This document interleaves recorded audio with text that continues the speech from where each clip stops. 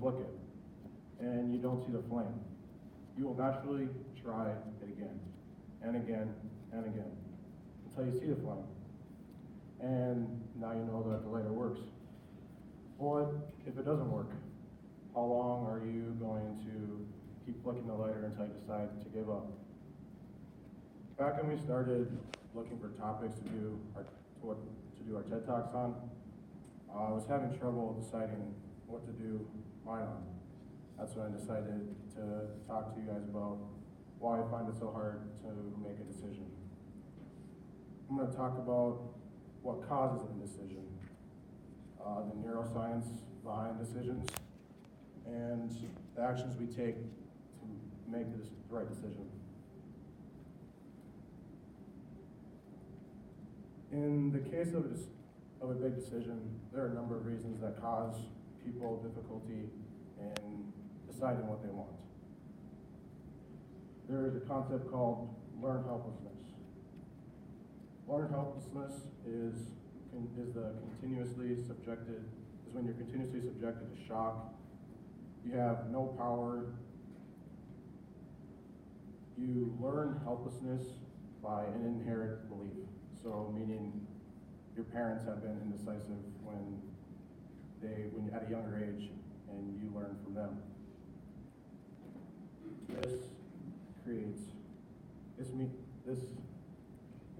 This makes you feel unsafe, uncomfortable in situations where you guys have to decide what's best for you. This was first learned by physiologist Martin Seligman and Steve Mayer. Learned helplessness is common in children whose parents are overly involved in their decisions. These parents try to protect their children from failure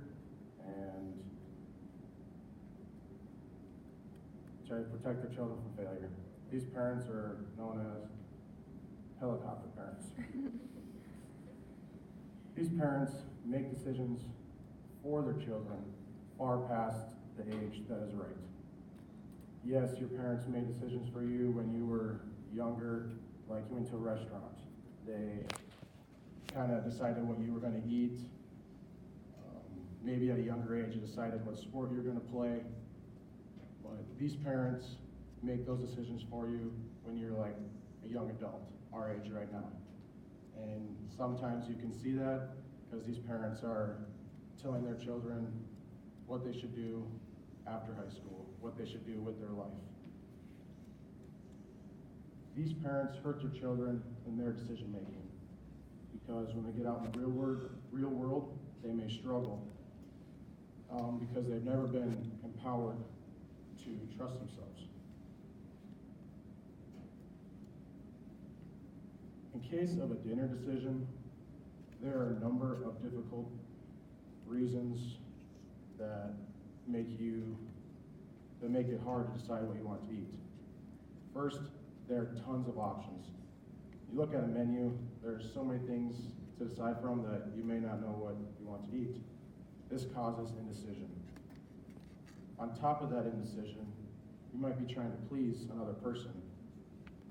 If you're on a date, both of you may not know what you want to eat. This turns into a ping pong game, saying, I don't know, what do you want? And I'm sure all of you have done that. But when someone offers up a suggestion, like pizza, sort of say, that other person might move past their decision of not knowing what they want to eat and end up becoming an elimination game. This elimination game is just you fearing that you're making the wrong choice.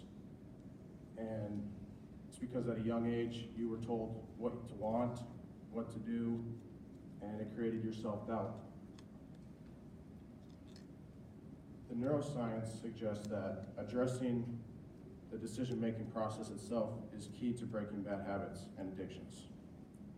There's a growing contingent of research at Physiology Today that's stating that addiction leads to poor decision-making.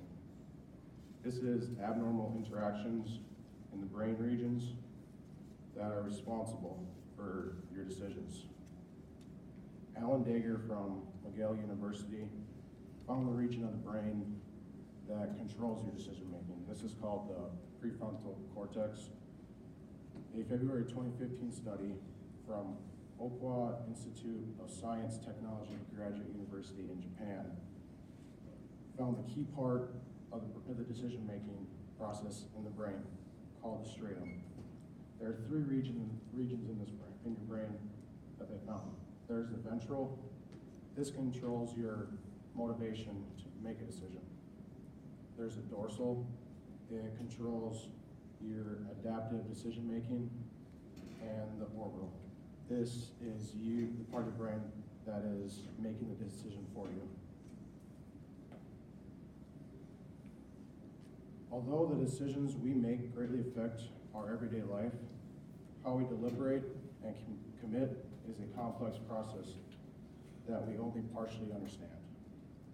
Going back to the lighter, the decision to continue to flip the lighter is your brain telling you to gather information. Is there a flame? Is there not a flame? There are active regions in the brain that are being satisfied if you see the flame. There are active regions in the brain that are going to be surprised if you don't see the flame. This triggers a reward system. The reward system releases a molecule called dopamine. The dopamine motivates you to take action on your next decision. Some people might have